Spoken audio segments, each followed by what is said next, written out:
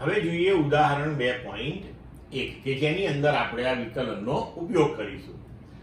x અક્ષને અનુલક્ષીને ગતિ કરતા એક પદાર્થનું સ્થાન x બરાબર a વત્તા bt સ્ક્વેર વડે દર્શાવ્યું છે. જુઓ, તમને અહીંયા સમીકરણ આપેલું છે, આપણે એની ચિંતા કરવાની જરૂરત નથી.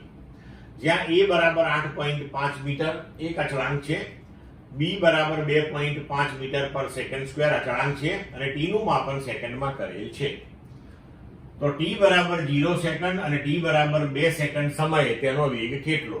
મતલબ કે 0 અને 2 સેકન્ડ માટેનો આપણે તાત્ક્ષણિક વેગ શોધવાનો છે અને 2 સેકન્ડ ને 4 સેકન્ડ વચ્ચેનો સરેરાશ વેગ કેટલો? બરોબર છે. તો હવે જુઓ મિત્રો કે x બરાબર a વત્તા bt સ્ક્વેર આપણને આપેલું છે.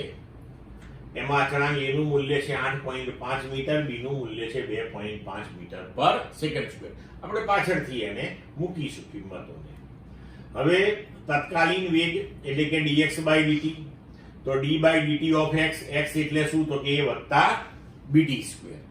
હવે અહીંયા જુઓ, a ની સાથે t નથી, અચળાંક એકલો છે. તો જ્યારે કોઈ પણ અચળાંક એકલો હોય ત્યારે એનું વિકલન હંમેશા શૂન્ય થઈ જાય.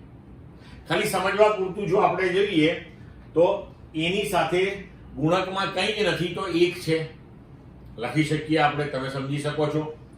હવે 1 છે તો 1 ને આપણે t⁻0 લખાય, કારણ કે એનીથિંગ રેઝ ટુ 0 બરાબર શું થાય? 1 થાય. તો હવે જો d by dt એ 1 ની જગ્યાએ t⁻0 વત્તા bt સ્ક્વેર. હવે જો આપણે અહીંયા વિકલનનો નિયમ ઉપયોગમાં લઈ લઈએ કે ભાઈ આ a અચળાંક હતો, એને બહાર રાખ્યો કૌંસની, અને કૌંસમાં આપણે t⁻0 તો 0 ગુણકમાં આવ્યો અને t⁻0 - 1. પણ હવે અહીંયા 0 ગુણકમાં આવ્યો એટલે ઓટોમેટિક આખું કેન્સલ થઈ ગયું હવે આપણા માટે. તો હવે આવું દર વખત કરવાની જરૂર નહીં. આપણે જોવાનું કે અહીંયા અચળાંક એકલો છે, એની જોડે ચલ નથી, તો એનું વિકલન શૂન્ય.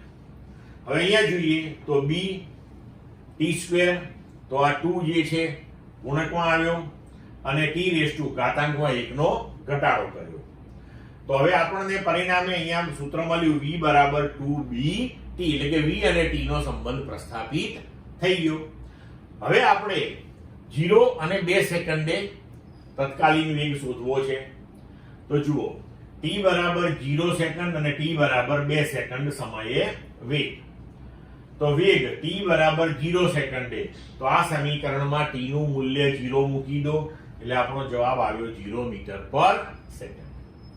t બરાબર 2 સેકન્ડ માટે, તો આ સમીકરણની અંદર t બરાબર 2 મૂકી દો, તો v at t બરાબર 2 સેકન્ડ બરાબર 2b2, એટલે એ થઈ જશે 2b ની કિંમત 2.5 તમને આપેલી છે, મૂકી દો, 10 મીટર પર સેકન્ડ.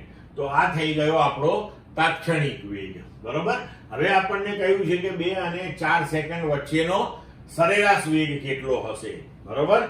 તો હવે એ સરેરાશ વેગ આપણે શોધીએ. તો x1 બરાબર a વત્તા b t1 સ્ક્વેર, કોઈ t1 ટાઈમ માટે આપણે x1 સ્થાન લીધું, એવી જ રીતના આપણે t2 ટાઈમ લઈ લઈએ બીજો, તો એના માટે સમીકરણ લખાય x2 બરાબર a વત્તા b t2 સ્ક્વેર. તો x1 બરાબર a વત્તા b, t1 આપણો 2 સેકન્ડ, તો અહીંયા 2 નો સ્ક્વેર. તેવી જ રીતે હવે અહીંયા લઈશું આપણે, તો x1 બરાબર a વત્તા 4b થઈ ગયું, x2 બરાબર a વત્તા b બીજો સમય 4 સેકન્ડ, તો b into 4 નો સ્ક્વેર, તો x2 બરાબર a વત્તા 16b થઈ ગયું. તો હવે સરેરાશ વેગ બરાબર delta x by delta t, delta x એટલે x2 minus x1, delta t એટલે t2 minus t1. હવે આ મૂલ્યો ગોઠવીએ આપણે, તો x2 a વત્તા 16b, x1 a વત્તા 4b, વચ્ચે ઋણ નિશાની, t2 minus t1. તો a વત્તા 16b minus a minus 4b upon t2 minus t1 એટલે 4 ઓછા 2. તો ઉપર આપણને મળી ગયું આ a કેન્સલ થઈ જશે, 16b minus 4b એટલે 12b ભાગ્યા 2, તો 6b થયું. b નું મૂલ્ય અહીંયા ગોઠવી દઈએ તો 15 મીટર પર સેકન્ડ. તો આપણો સરેરાશ વેગ 2 અને 4 સેકન્ડ વચ્ચેનો થયો 15 મીટર પર સેકન્ડ. ક્લિયર મિત્રો?